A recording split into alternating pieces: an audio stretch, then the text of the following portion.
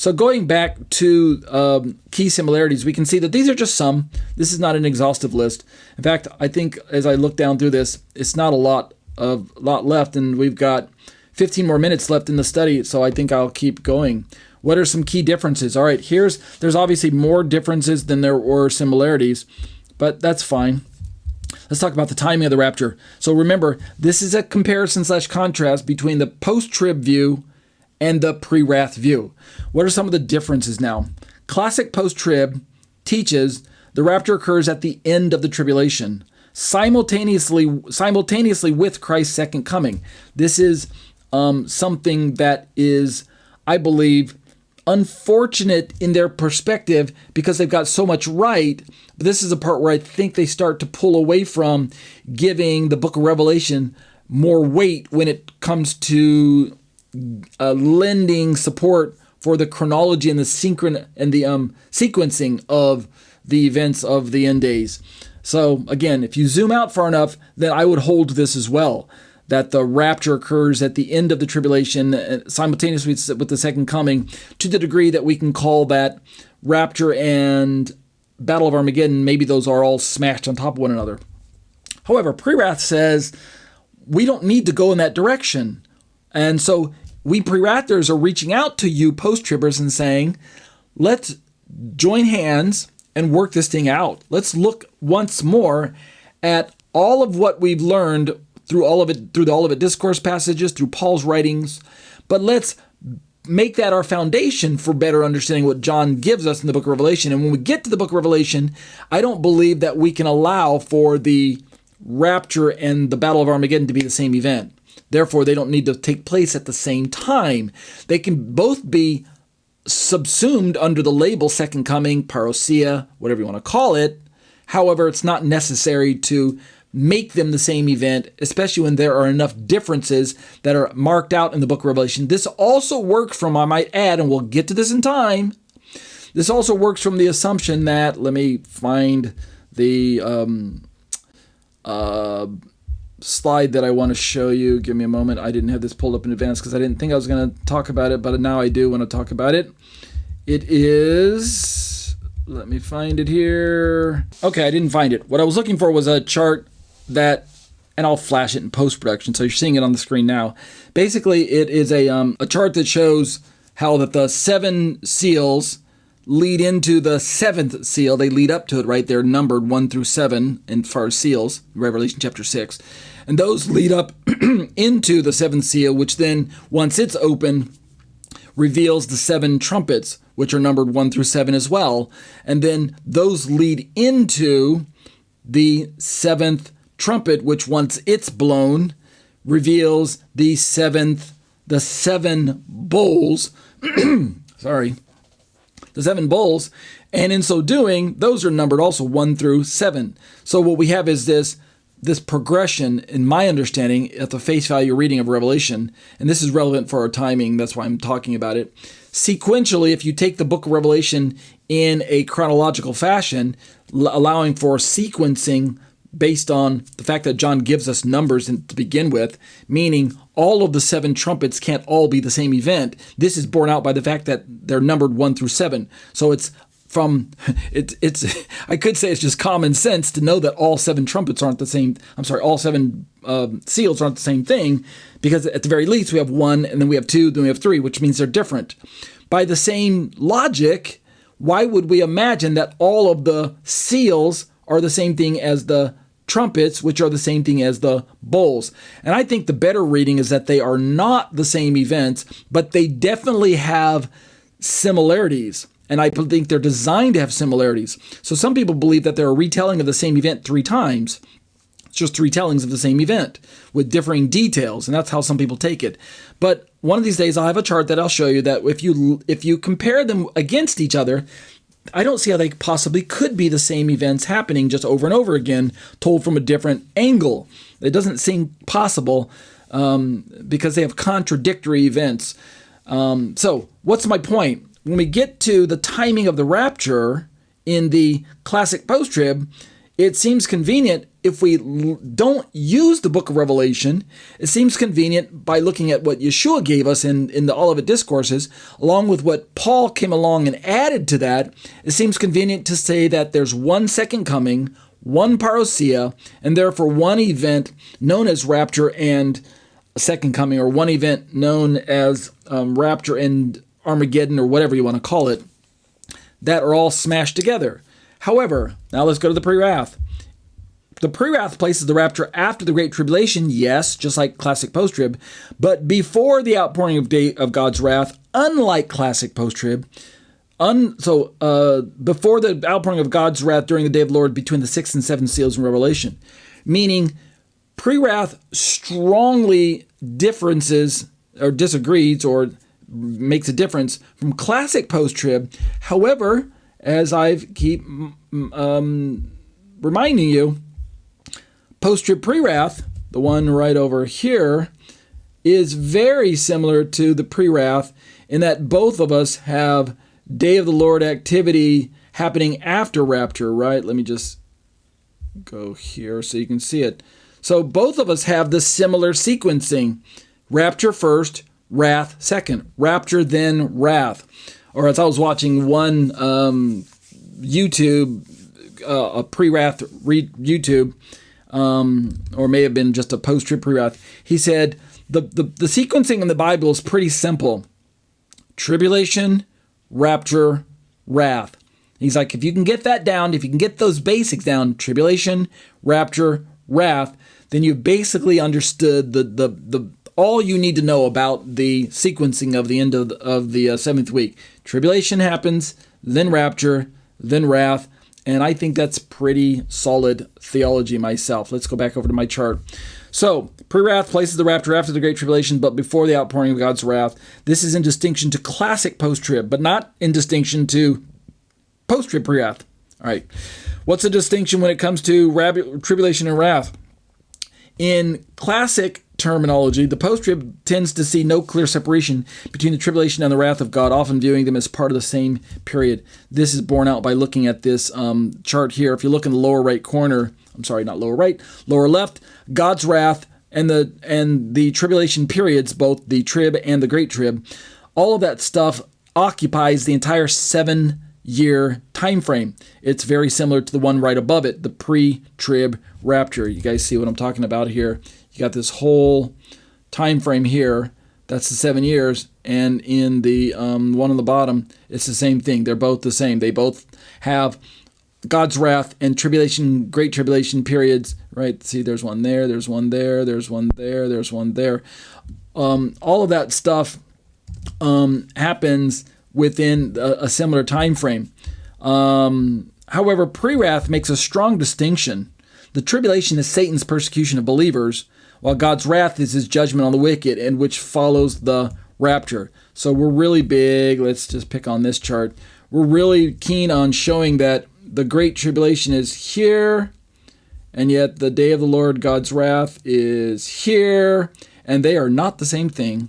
However, I must make a clarification or else you're going to get lost. When we talk about the rapture, let me bring up my little arrows again. When we talk about the rapture, right, which is this event, when we talk about this rapture that separates the Great Tribulation from the day of the Lord, the rapture is for those who are rapture ready. Primarily, we would call this the true and faithful church, those who are uncompromised, those who would rather lose their life than take the mark, those who would rather allow for Satan's persecution rather than yield and bow and do whatever they can to save their neck. No, the Bible says that they love not their life unto death. That's in the book of Revelation, by the way. So these are the true believers, those who come out of a tribulation that have lost their life. These are the true believers, those who hold true to Yeshua.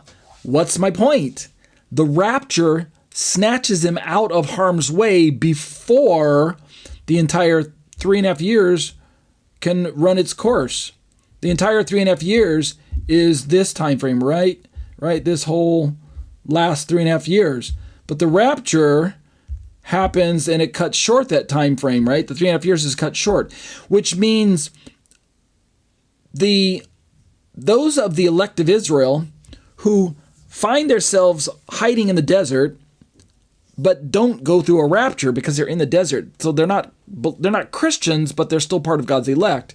For them, they're going to have to hide out and run from the wrath of Satan for the final 3.5 years. They're not going to, actually, as far as I can tell, they're not going to meet Yeshua until later on in the week, meaning the second coming, sometime around there. There'll be some activities near the end. I'm circling there, all kinds of making funny stuff there. They're going to have to go through, their tribulation is going to be longer than the Christians' version of the tribulation, is my point. You're thinking, what, Ariel? What nonsense are you talking now? Are you saying there's two versions of a tribulation? I'm saying that Yeshua said that the tribulation will be cut short. And yet Yeshua also talked about that the reign of Antichrist will be 3.5 years. How do we reconcile those two verses? On the one hand, we recognize that the Great Tribulation is for Christians and for Jews. This is how I reconcile it. The Christians who are true Christians will be raptured. So they're going to go up at that point in time. But the elect of Israel, who's not Christian, but they're still the elect, they go through more of Satan's persecution because God deals with them in a different way. Meaning it's not in a dispensational way that he's dealing with. It's not in a different time frame. We're still both here at the same time. Rather, national Israel needs to experience something that the church does not need to experience. I think most of you listening to the sound of my voice would agree with me that national Israel is not rapture ready. Right now, national Israel is not rapture ready. She's not ready to meet Yeshua. Why? She's in full-blown rejection. She's in disobedience. She doesn't accept Jesus as her Lord. She rejects him. National Israel, with its predominant rabbinic Israel, religious part of national Israel, they reject Jesus as Lord. They're not ready for a rapture. So if the rapture were to happen right now, they would be left behind. However, even when the rapture does take place, I believe that it will take place at a time when Israel will still not be ready. They won't have been ready to meet Yeshua yet at that point in time. Instead, if they were going to be raptured, why would the book of Revelation tell them to flee into the wilderness where they've got a place prepared for 1,260 days at the midpoint of the week, only to have Jesus come and rescue them sometime before the end of the week runs its course? Right? Doesn't seem to comport. Doesn't seem to match up. Why run into the desert if, oh, by the way, I'm just going to rapture you away? And indeed, the book of Revelation chapter 12 sequencing that I'm talking about, where he tells the woman to flee into the desert, that seems to be her measure of protection away from much of the brunt of the Antichrist's persecution against Israel. But John doesn't seem to indicate that the church is told to flee into the wilderness for 1,260 days away from the wrath of Satan. On the contrary, he goes off to make war with the rest of her offspring, those who what? Keep the faith of Jesus and keep the commandments of God, meaning they're clearly Christian, they're clearly believers, and we talked about this last week. Thus, my point is that he seems to tell unbelieving Israel, although maybe those who are remnant, maybe the 144,000, I'm not going to make a case which one just yet, but he tells them to flee at the midpoint. That's kind of their measure of protection. It's almost like their earthly rapture. Whatever it is, it's a measure of escape. But then it's the Christians who are truly Christians who get raptured at that midpoint event, or the event after the Great Tribulation. So my point is that the tribulation itself, part of it gets cut short, the part that's persecuting Christians, but the part that's persecuting Jews could still run the remainder of the 3.5 years. Indeed, according to Daniel, it needs to run the final 3.5 years. According to parts of Revelation, it needs to run the entire 3.5 years.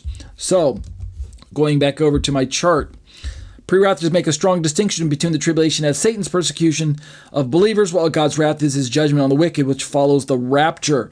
So, tribulation is cut short for the Christians, but the time frame is not necessarily cut short for those who identify as Israel, those who don't identify as the church. All right, let's keep going. Let me see what time I got. I've got really 1 minute left. I want to finish this though. This won't take long. I think I'll just keep reading down through this. It's not very difficult to understand, because next week we're taking a break, and if I break off here and we pick this up in 2 weeks, I think I'll lose my momentum. People won't know where I'm going. Rescue from wrath, similarities and differences. Now we're in the differences between the post-trib and the pre-wrath. Post-trib argues the church will endure both tribulation and God's wrath, but will be raptured and rescued as Christ descends at his second coming. Again, this is classic post-trib that I'm talking about, that believes that we're going to go through everything. The post-trib pre-wrath version believes that we will be excused from God's wrath. But we're not comparing them right now. Classic pre-wrath, which I hold to, teaches that the church will be raptured just before God's wrath is unleashed, which is in line with promises such as 1 Thessalonians 5:9, which reads, quote, "For God has not destined us for wrath." And I believe the context there, we'll do this in a different day, but I'm not going to do it now. The context of what Paul's talking about in 1 Thessalonians, I believe, is the eschatological wrath, which I believe he established earlier in 1 Thessalonians chapter 1, verse 10, where he says Jesus rescues us from the wrath to come. And he qualifies this wrath by calling it the wrath to come, which appears to be, by all intents and purposes, from the context created by the rest of the content of the letter, where he talks about the rapture event, and he talks about, in his second letter, the arrival of Antichrist and things like that. I believe the whole context of his letter, taken as a whole, right, 1st and 2nd Thessalonians, of which 1 Thessalonians chapter 1 and 1 Thessalonians chapter 5, both of these key verses, are within the broader context of the letter.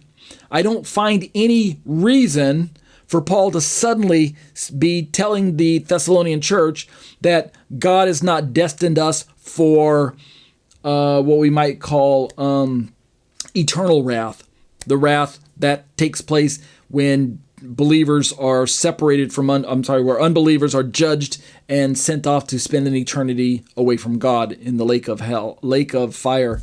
I don't think that's the wrath that he's talking about. Although, don't get me wrong, that truth is there, and it's in the back of Paul's mind. But I think Paul knows that there's coming a day labeled as God's wrath that is sooner than people think. And they need to be prepared for that day as well. And that's what we call the eschatological day of the Lord, the day of God's wrath, the one that takes place inside of the 7th week. And I believe that's what he means when he says the wrath to come. That's what I think is happening. Otherwise, really, many people believe that when you die, if you're a believer, you go to be with Jesus anyway. You go to be with the Lord. But if you're an unbeliever, you're already in torment. You're already in a measure of wrath. You just haven't been resurrected to a second judgment where you're eternally suffering again. So I'm not going to get into that right now. That's not the point of my study. Let's keep going between the distinctions. There's a distinction between Israel and the church in terms of post-trib and pre-wrath. Post-trib makes no significant distinction between Israel and the church. Both endure the tribulation together. And I want to make sure you're understanding what I'm saying here, because I'm not a dispensationalist. I do understand that one of the fathers of the pre-wrath movement, Marvin Rosenthal, he was a dispensationalist. I don't think that makes him an unbeliever in any way. I just trying to tell you to say it for what it is. He was a dispensationalist. I'm not a dispensationalist. I don't believe Van Kampen was a dispensationalist, but I didn't hear Van Kampen say that he was or wasn't. However, I don't believe that pre-wrath theology needs to be dispensational. In fact, when I listen to current pre-wrath teachers such as David Rosenthal, son of Marvin Rosenthal, and Alan Kurschner, and Chris White, and Aaron Eggman, when I listen to them, and Charles Cooper, and yours truly, Ariel HaNaviy, when I listen to these pre-wrath teachers, I don't hear them speaking of dispensationalism in very favorable terms. Mostly I hear them decrying dispensationalism and showing how it's got problems when it comes to end-time theology. So when we're talking about a distinction between Israel and the church, dispensationalism rears its ugly head and says that the church and Israel is so distinct that they can't go through the same 7-year tribulation together. The church must be raptured prior to the commencement of a 7-year tribulation period that is reserved for Israel. This is what dispensationalism teaches by and large. Post-trib makes no distinction between Israel and the church in terms of both going through tribulation and God's wrath together. Again, we're talking classic post-trib. Prewrath distinguishes between Israel, which remains on earth through God's wrath, and the church, which is raptured before it. So that's what I was trying to describe earlier when I talked about the rescue from wrath. These teachings go hand in hand. For those who are classic post-tribbers, this distinction that I'm talking about between Israel and the church sometimes causes them to believe and incorrectly label we Prewrathers as dispensationalists. And I'm telling you, as far as I can tell, we're not. I know I'm not. And I don't believe that some of those other teachers I just mentioned are. But does it matter at the moment? Well, dispensationalism could be right, dispensationalism could be wrong. The point is, what we need to understand is that Yeshua's return is going to, at the end, finally, eventually, before we go into the kingdom, gather all of those who are his together so that we can inherit this kingdom together. And I believe that redeemed Israel is included in that group of who belong to him, meaning there is a part of Israel that Yeshua has not given up on. Whether you're a dispensationalist or not, he's coming for Israel. He's coming for Israel. Absolutely, he's coming for Israel. And so I don't see a separation between who ultimately goes into the kingdom, like Israel versus the church. I don't think we need to make that hard distinction. I think what I'm going to do is I went a few minutes over, but if you can see the bottom of my screen, the conclusion is quite short, so let's just read it, right? In essence, post-tribulationism and Prewrath are alike in rejecting a pre-trib rapture and in expecting believers to experience tribulation. However, they diverge on when the rapture occurs in relation to God's wrath, how they interpret the tribulation period, and the distinction they make or don't make between Israel and the church. That's in the broadest sense of the word. That's what my conclusion is meant to be. It's not supposed to be exhaustive. So I apologize if this went a little long. I never envisioned it that this Smackdown would go as long as it did. What we'll do next week is take a break, and then the week after that, there's another gentleman who does a very good job of explaining some of the differences between the post-trib camp and the Prewrath camp. And I'm parked out on this for a little bit just because I'm trying to make a case for the Prewrath. And the people I'm focusing on right now are not the pre-tribbers. I don't think they're ready. I don't think they really are even interested in listening, giving Prewrath a listen at the moment. They're still focused on trying to defend their position against post-trib. So what I'm doing right now is I'm focusing a lot of energy on the post-trib camp as it compares and contrasts with the Prewrath camp. And so 2 weeks from now, when we come back from the break, from the Thanksgiving holiday break, when we come back, we will start looking at another teacher who's going to help us make some very good distinctions. I think he's going to help me to find some of my articulation that I've been missing. When I listened to his teaching, I was just very impressed with his articulation of especially explaining better than I think I have been doing, explaining how there can be one event known as parousia / second coming, and yet two aspects or two phases or whatever you want to call it. I even now I'm faltering on wording, but I think he does a better job than me. I can't remember his name at the moment, but we'll find out in 2 weeks. But that'll do it for Eschatology, a biblical study of end time events.